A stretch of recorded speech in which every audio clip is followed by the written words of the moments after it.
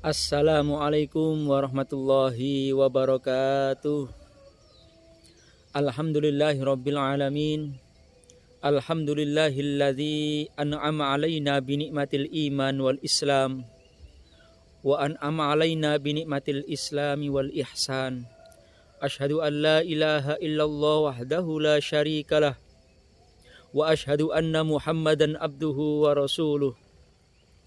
Allahumma salli wa sallim wa barik ala sayyidina Muhammad wa ala alihi wa ashabihi wa man tabi'ahum bi ihsanin ila yaumiddin.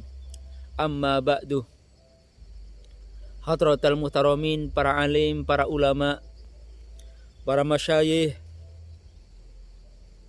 yang mulia, khususnya yang saya hormati dosen pengampu Dr.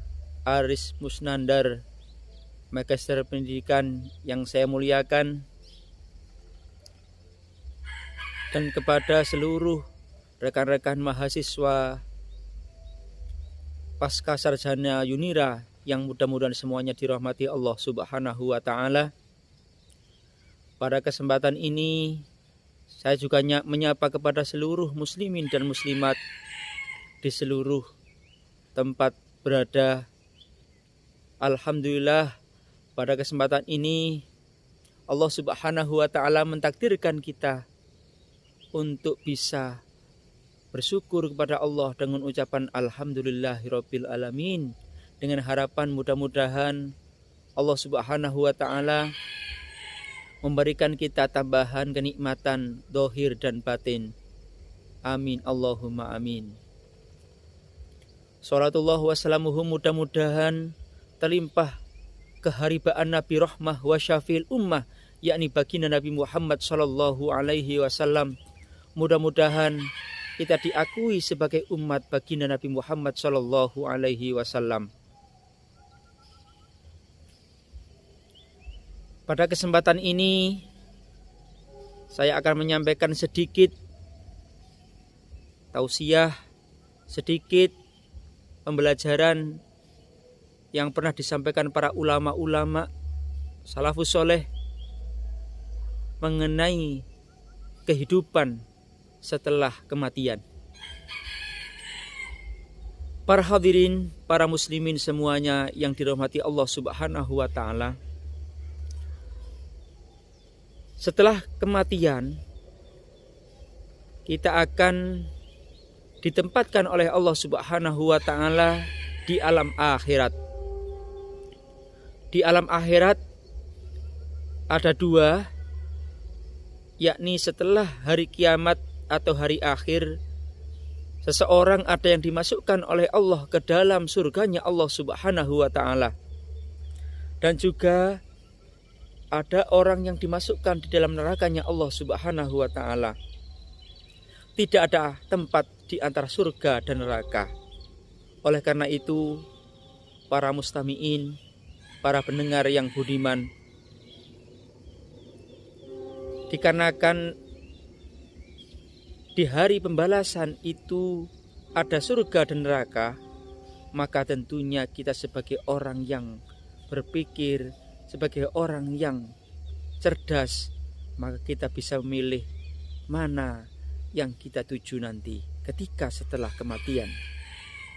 Maka tentunya kita sebagai orang yang cerdas, maka tentu akan menjawab surga adalah tempat yang akan kita tuju dan kita inginkan nanti setelah kematian kita. Berbicara dengan surga, maka tentunya ada langkah-langkah seseorang untuk bisa masuk surganya Allah Subhanahu wa taala. Para pendengar, maukah mari kita membahas tentang ada 4 golongan yang bisa dirindukan surganya Allah Subhanahu wa taala. Maka pembahasan inilah yang akan kita bahas pada pertemuan di dalam video ini. Mudah-mudahan bisa bermanfaat untuk kita semuanya. Ada 4 golongan orang yang dirindukan surganya Allah Subhanahu wa taala, sebagaimana Rasulullah Shallallahu alaihi wasallam menyampaikan, Di dalam suatu keterangan, al jannatu mustaqotun ila arba'atin nafar. Surga itu rindu kepada 4 golongan. Yang pertama, mustaqotun talil Quran. Surga itu rindu kepada orang yang suka membaca Al-Quranul Karim. Surga rindu kepada orang yang setiap harinya selalu membasahi lisannya dengan membaca Al-Quran. Maka inilah yang perlu kita usahakan agar nanti kehidupan setelah mati kita bisa dirindukan surga. Dan insya Allah kita akan bisa masuk surganya Allah Subhanahu wa ta'ala yang penuh dengan kenikmatan.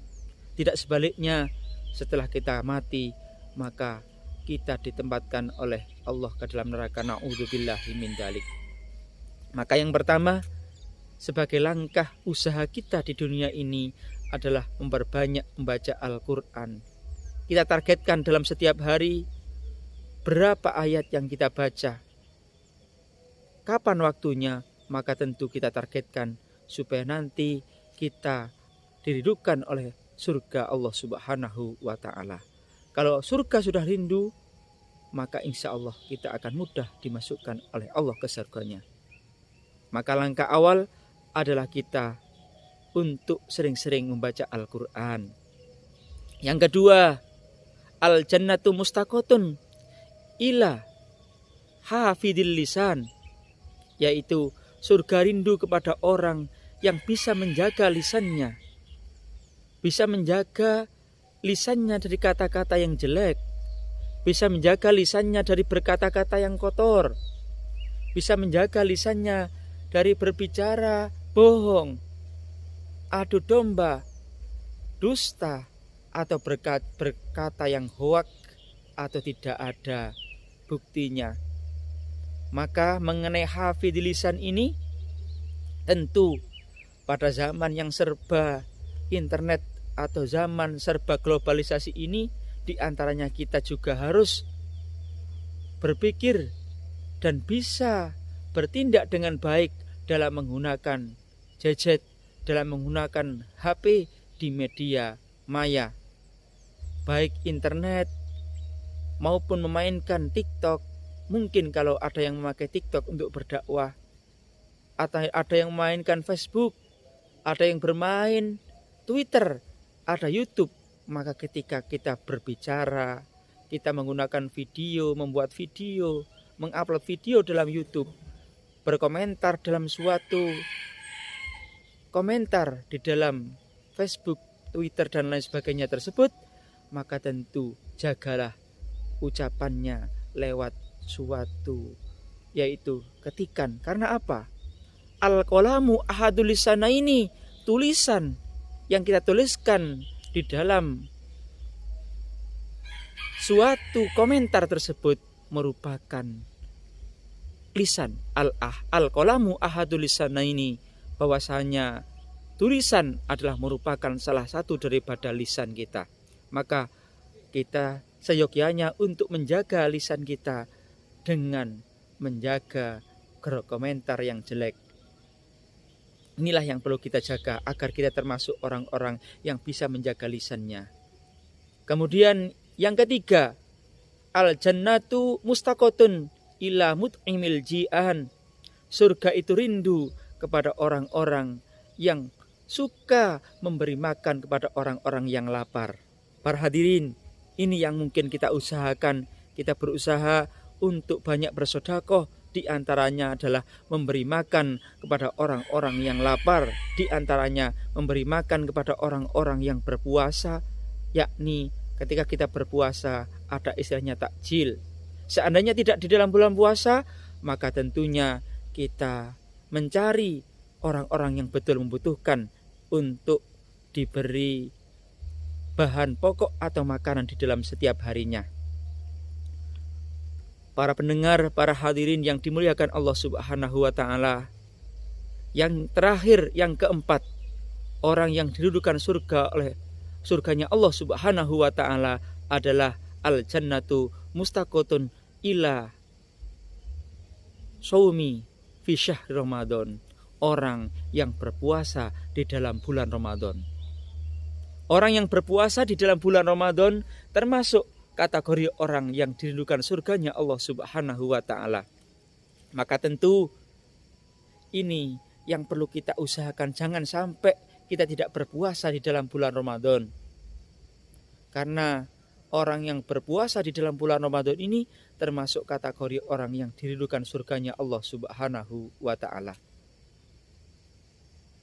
Para pendengar yang dimuliakan Allah Subhanahu wa Ta'ala, maka tentu langkah-langkah yang perlu kita perjuangkan yang sudah disebutkan tadi, yakni kita supaya bisa dirindukan surganya Allah Subhanahu wa Ta'ala, di antaranya mungkin perlu kita sampaikan lagi, yakni adalah 1.